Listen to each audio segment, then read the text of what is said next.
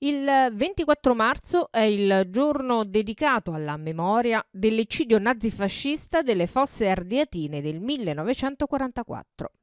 L'ANPI, Associazione Nazionale Partigiani d'Italia, sezione intercomunale di Sora, Isola del Liri, Arpino, Castelliri, Valle di Comino, ha ricordato i due martiri sorani Raffaele Milano e Domenico Iaforte, uccisi nell'eccidio insieme ad altre 333 vittime, tra cui civili, donne e uomini innocenti. La semplice cerimonia ha visto la deposizione al monumento dedicato a Milano Iaforte, posto davanti al cimitero comunale di Sora, di un cesto di fiori da parte del presidente del Consiglio Comunale Francesco Facchini, seguito dalla deposizione di un omaggio floreale da parte della sezione ANPI rappresentata da Giuseppe Di Pede.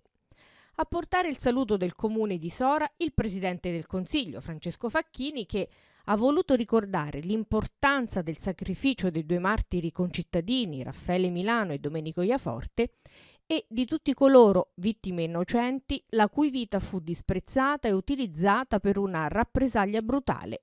Per questo è importante non far svanire la memoria dei martiri caduti per la libertà e la democrazia. Al termine il saluto di Giuseppe Di Pede in rappresentanza dell'ANPI intercomunale.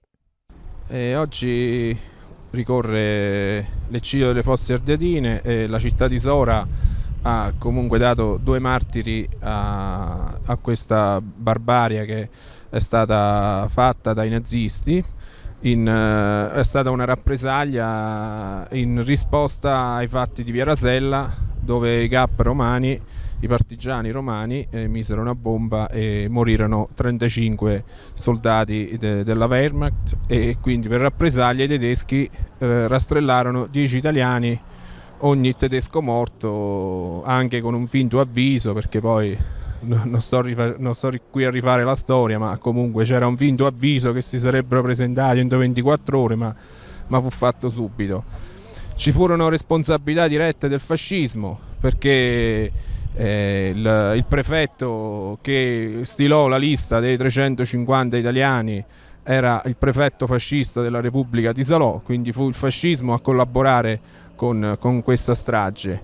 E noi non cediamo al revisionismo di questi giorni e stiamo sempre qui a ricordare, perché la memoria è importante perché queste cose possono riaccadere.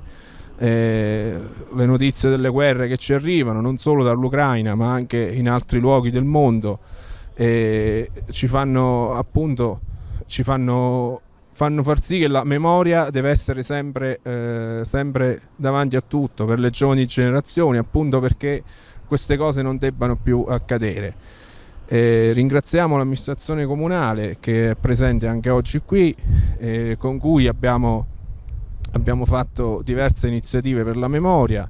Ricordiamo la famiglia La Posta di Ponte Olmo il 24 maggio.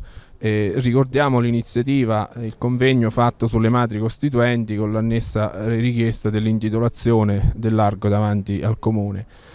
È importante che le istituzioni facciano della memoria un'importante azione, perché è giusto farlo, perché come ho detto prima certe cose possono ripetersi e quindi è giusto ricordarle per le nuove generazioni. Grazie.